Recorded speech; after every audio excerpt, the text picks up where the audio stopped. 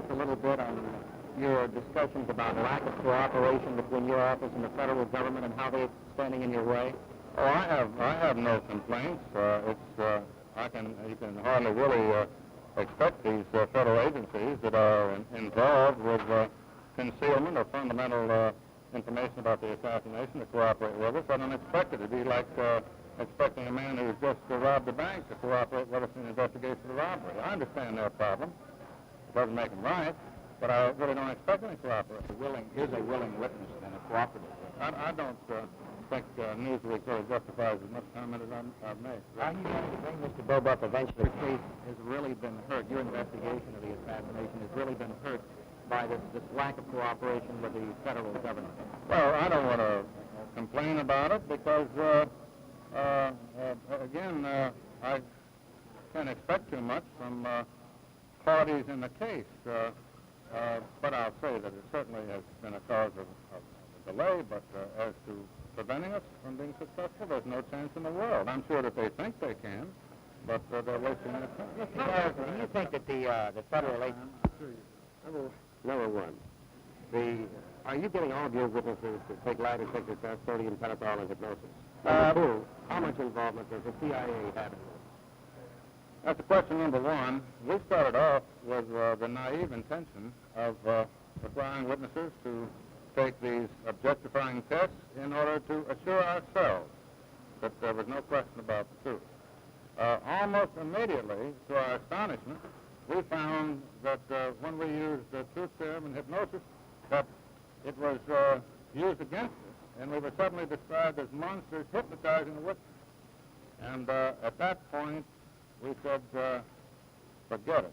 In other words, there's no use wasting our time. If they think our efforts to objectify our witness are something sinister, then we just don't have time to prove it. So we give lie detectors now to witnesses we think are lying in the usual way that other jurisdictions do. Apparently, people are happier when you do it. The CIA or the FBI to answer the charges that they've taken the Fifth Amendment. Do you expect them to answer these charges, in that in the past they've always remained closed-mouthed about such matters, or any matter for that matter?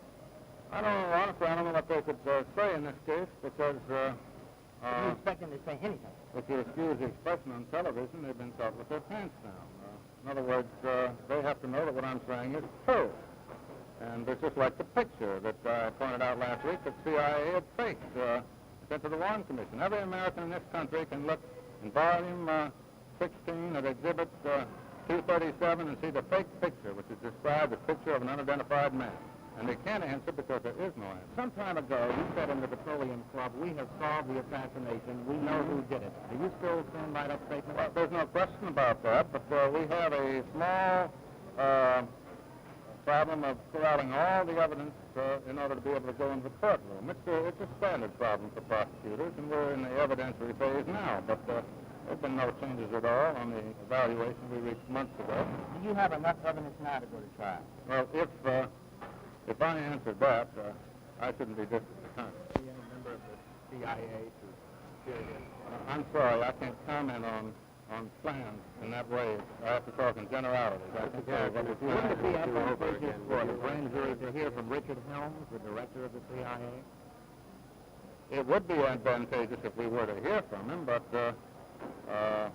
again, I don't know what he would say. Would you expect you know how to get him down here? Would you expect the same thing to happen with Mr. Helms that happened this morning with Mr. Kennedy? I would have to guess that, but again, there's no way for me to say in advance. Legally, is there any possible way for you to get agents down here into Louisiana? Well, since that is the subject coming up in court next week, I'd rather invite you to next week's show and see the answer. What do you say, Sam? I ask you, Mr. Garrison, if you had it to do over again, would you launch another investigation? Yes, I would have to, because once you know that something was hidden, once you know what happened, then you have no choice. But I would say that I would do it with a great deal of reluctance, because it never occurred to me that so many people would take it for granted that I would lie about such a subject. But now that I've discovered that a large segment of the American press takes it for granted that you're automatically a liar because you're elected to office, I would go in again, but I would go in with more reluctance. I'm going to ask Senator Long to help you get the Senate investigation that you've called for on this?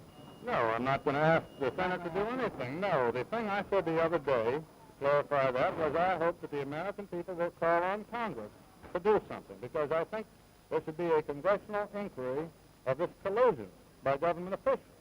But if the American people are not interested enough to call on the members of Congress, that's their business. Do you feel you're violating the court guidelines by commenting on the case today? You got to be kidding. Do you feel that any kind of investigation by the Senate or Congress will come out of your investigation? I can't really say. There's no way for me to guess. What do you think of the treatment you're getting from the news media? Now, who writes your questions? Your switchboard operator? That's the other.